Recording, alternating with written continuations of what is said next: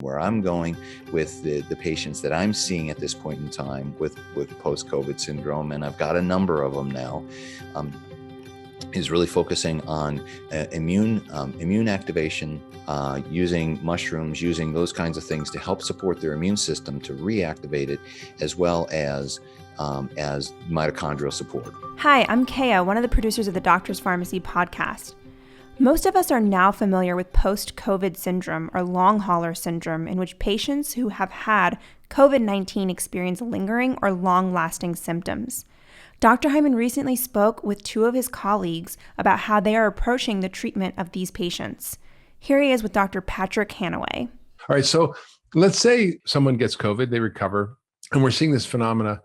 And in up to 87% of hospitalized patients, so it's probably less if you're not hospitalized, but I see this in many of my patients who are not hospitalized who get what we're calling post-COVID syndrome or long hauler syndrome. And it's very reminiscent of what happened with Epstein-Barr and chronic fatigue syndrome.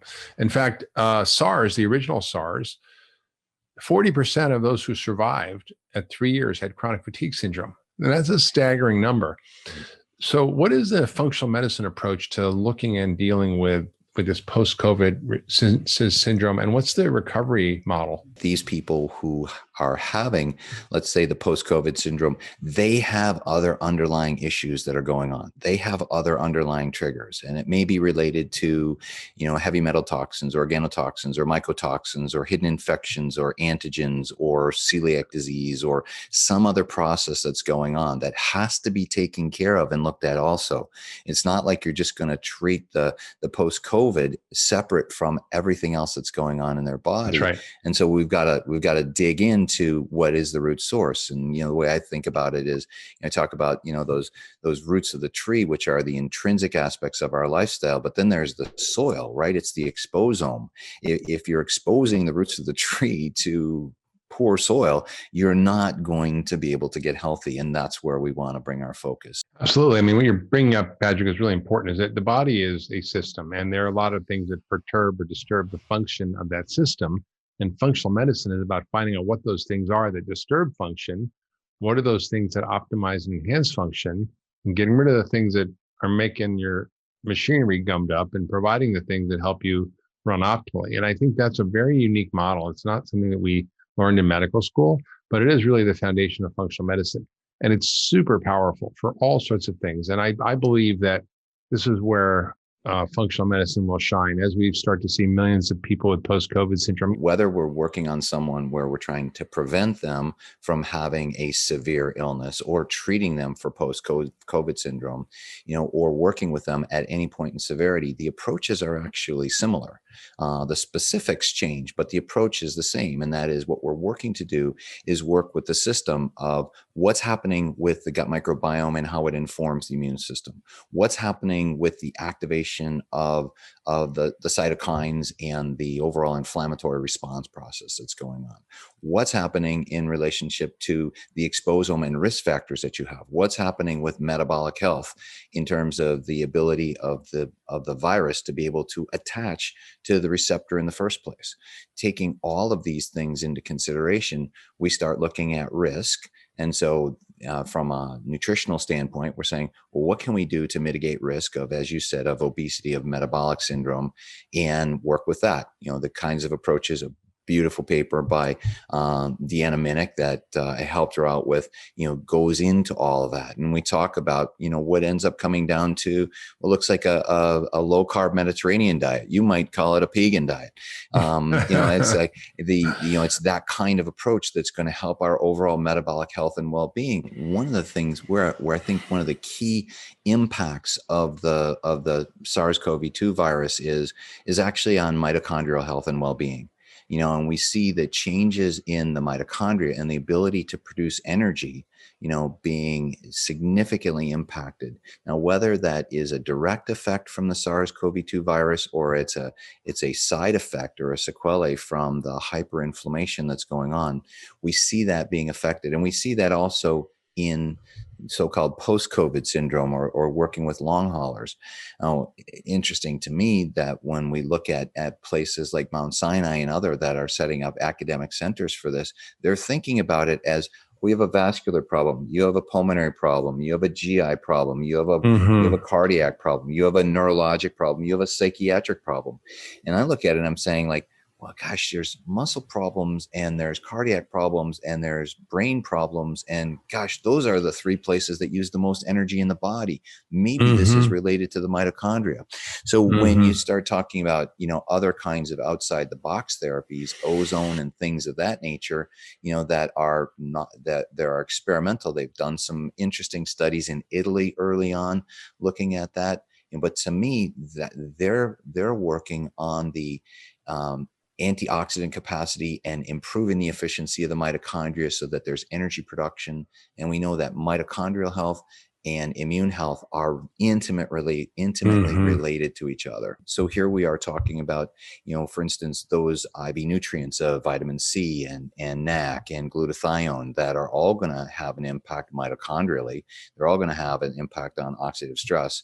It's a similar constellation of things that may actually be used, for cancer and for cancer scavenging in terms of IV vitamin C. So it's fascinating there. But, with the post-COVID piece, I'm really focusing on mitochondrial function and being able to mobilize and feel like that's really where the essential aspect of it is, which, as you said, is not dissimilar from the Epstein-Barr virus work from the mid-'80s with Paul Cheney and others in terms of, well, what do we do? How do we actually help those people who have some kind of post-viral fatigue syndrome? And where I'm going with the patients that I'm seeing at this point in time with post-COVID syndrome, and I've got a number of them now, is really focusing on immune activation, using mushrooms, using those kinds of things to help support their immune system to reactivate it, as well as mitochondrial support, and whether that's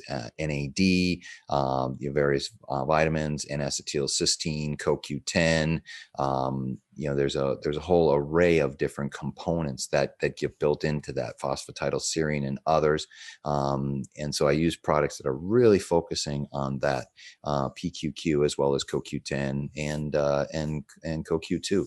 And so I come back to the dietary aspects, really ensure that there's not high glycemic foods, no processed foods, and focusing on good fats and good pure amino acids, clean amino acids, or proteins that people are taking, doing that, and then focusing on the immune system and the mitochondria. That's where I go. I do believe that it's going to be a combination of foundational lifestyle therapies, diet, exercise, sleep, relaxation, stress reduction, and then all the same nutraceuticals that you do to prevent and treat it. And then for people that get stuck, I think there are adjunctive therapies like intravenous therapies of IV NAD, IV vitamin C, IV glutathione, phosphatidylcholine, and even things like ozone can be extremely effective intravenously. There's also peptides and exosomes and a whole category of things that are used to help people break the cycle. And I've seen these therapies work in a number of patients. So I'm hopeful. I think there needs to be more research on this. We need to move forward.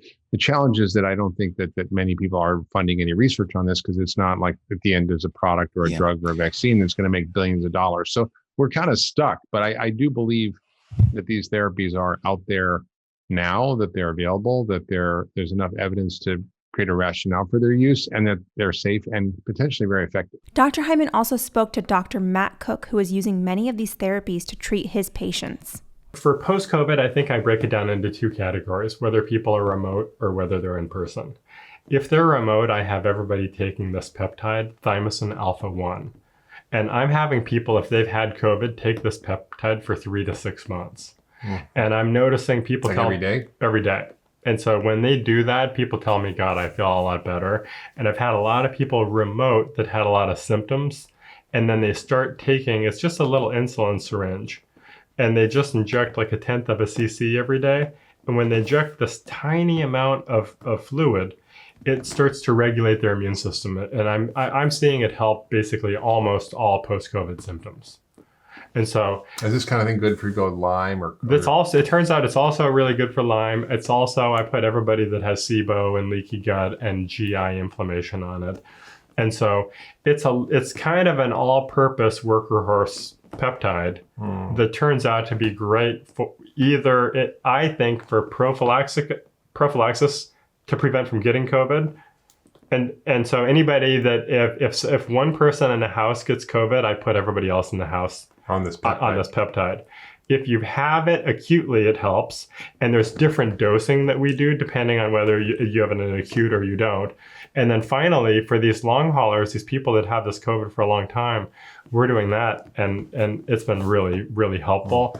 I like other peptides also. I like thymosin beta-4, which is also really good for regulating the immune system. And I like BPC-157, but not for everybody. And there's some issues with that. Yeah. But there's a whole list of these peptides. List. They're used for all kinds of different things. And I think that, this is really an interesting emerging field of medical therapy. So what do you do for people who are here in the office that you see have post-COVID, and how are they doing with the treatments? So my feeling on this is interesting, is that everything that works for pre-COVID and everything that works for treating acute COVID works for the long haulers. Exactly right. Yeah. So ozone, probably number one. Vitamin C, glutathione. Intravenous vitamin C. Intravenous glutathione. Yeah. Intravenous ozone. There's a vitamin called NAD, which seems to stimulate your mitochondria, and it's a ubiquitous molecule in the body that has it's basically a signal of your energy stores. Yeah. And so we use that. And interestingly, one of the first things that happens when you start treating people with NAD is their vascular health starts to improve. Amazing. And the reason is that cells love NAD because it's like money to a cell. Yeah. And so it represents potential energy. And so then if you put a molecule in a vein, the first thing that's going to happen is it's going to try to diffuse out of that vein. And then when it tries to diffuse out of the vein, it's going to get absorbed by the cells that line your vein and artery. And so then what happens is you improve the health of those cells. So I have a lot of people that come with vascular problems, and I start doing NAD and they get better. Well, guess where COVID goes? To your blood vessels. And that's why people have so many problems with their heart or their kidney or their brain, because it's inflammation in the blood vessels, and then it can leak out and then get into the nerves, which is why we're trying to put something in the blood vessel, whether that be ozone, whether that be vitamin C, whether that be glutathione, whether it be NAD. I've submitted a IND for exosomes to the FDA. Research proposal. Yeah, research proposal. And so we're going back, we're on our exosomes. For exosomes. Be helpful for. Yeah, we're going to do a randomized clinical trial with exosomes for COVID. Amazing. And so I think we're going to get approved in the next day or two. We're like 2 or 3 rounds deep with the FDA, just going back and forth with the PhDs. So there's a whole realm of medicine out there that is just emerging over the last few decades that is still on the margins that you and I are in. In places like Cleveland Clinic, they've introduced functional medicine. They're starting to do this more and more in different healthcare centers and hospitals around the country. But it's unfortunate because people really have trouble accessing this. But I think the work you're doing, the stuff we've done at Cleveland Clinic that I've tried to do over the years, is really trying to break ground. So this is more accessible for everybody. Because ultimately it has to be covered by insurance. It has to be accessible. The cost has to come down. Right. And it has to be something that people can get access to. Right now it's hard. But I think people should have hope, and there's a lot of stuff that they can do that isn't that expensive. Diet, lifestyle issues, sleep, exercise, the right supplements. And even some IV treatments may not be that expensive. So I think there's ways to get yourself healthy in this time that people really need to focus on. And the challenge for us is that, we just go about our lives, we're busy and this and that, but now more than ever, people need to think about their personal health, not just for themselves, but for their family, their communities, for their society, and really the world, because we're really facing this pandemic that's not going away. And we need to be smart about how do we protect ourselves and make us more resilient in the face of it. Functional medicine is the science of creating health and resilience and making your system an inhospitable place for disease. In every infection, there are 2 factors at play, the microbe and the host. While we can't control the microbe, we do have extraordinary control over us, the host. If you'd like to learn more about anything you heard today, I encourage you to check out Dr. Hyman's full-length conversations with Drs. Patrick Hanaway and Matt Cook. If you enjoyed this episode, please consider sharing it with a friend and leaving us a review below. Until next time.